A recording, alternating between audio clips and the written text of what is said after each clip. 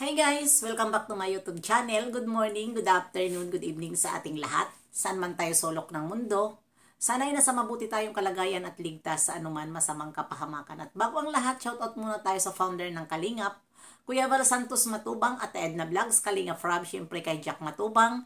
At sa lahat ng mga sponsor na walang sawa tumulong sa mga nangangailangan, more blessing to come. At syempre shoutout tayo sa Kalingap Strikers, nandyan si Magalo Mix Vlog, Pixie Lixie, Hayats Mix Vlog, Cell TV Peet, Selena Barbosa, at syempre si Maria Ligaspi Vlog, at syempre si Banat Bagsik. Ayan po ang aming team dito sa Kalingap Strikers. At syempre, shoutout din sa Kalingap sa Team Bios, shout out. At ano ngayon ang ating reaction video? Syempre, andyan sa aking screen, nakikita natin ang mga iba't ibang mga angels na atin iniidolo. At ayan, nasayahan ba ang lahat? At salamat naman, naging successful ang Christmas Thanksgiving ng Kalingap. Ayan, mabuhay ang Kalingap dahil nakikita man natin, Kalingap lang lagi ang mayroon mga event. At napapasaya tayo sa ginagawa nila at lalong-lalo na ang mga angels na nakikita natin na ayan, nakakakilig. Lalong-lalo na ang ating Baby Biancy at syempre Bibi Danjoy. Ayan, rumampang mag-wifey at hubby at syempre ang dalawang mabait na at maganda pa. Walang iba kundi si Danjoy. Ayan, at syempre isa-isahin natin din at wag naman tayo magpili lang at lahat naman sila ay magaganda dyan sa pinakita nilang Christmas Thanksgiving kagabi. Ang ganda at ito nga si Kuya Val ay tuwang-tuwa at natutuwa talaga ang mga pamilya Matubang dahil nga gusto nga nila lagi may ganyan para lahat ng mga Kalingap partner ay maging masaya at congratulations doon sa may mga award na mga reactor. At ayan, salamat Kuya Val, Kalingap Rob at Edna sa mga pinapakita nyo na maganda dito sa Kalingap. At bakit talaga naman na kahit anong pakitang maganda ay may basher at may basher.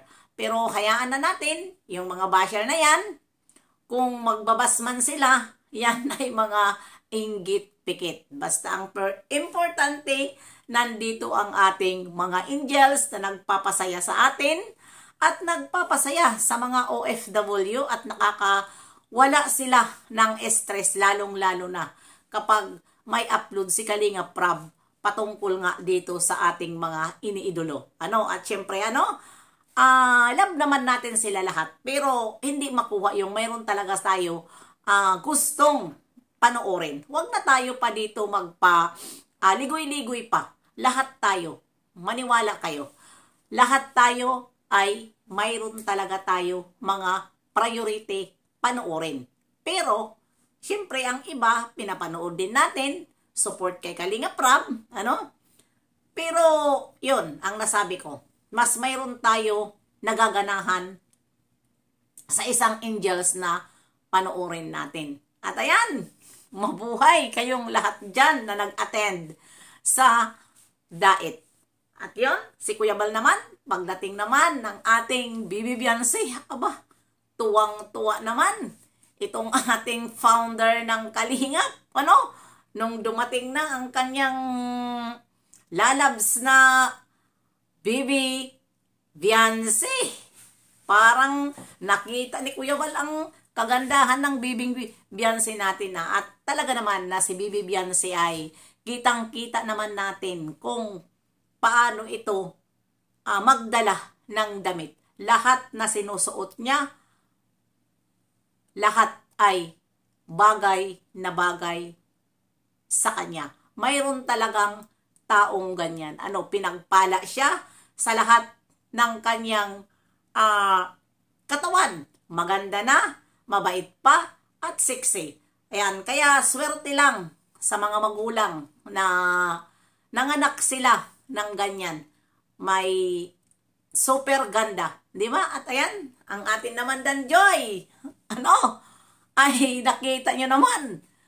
Grabe din. Salamat din sa mga nag-sponsor dito sa atin Danjoy na andyan talaga kayo nagsusupport at pinanghahawakan nyo ang inyong mga kabaitan dito sa atin BB Joy.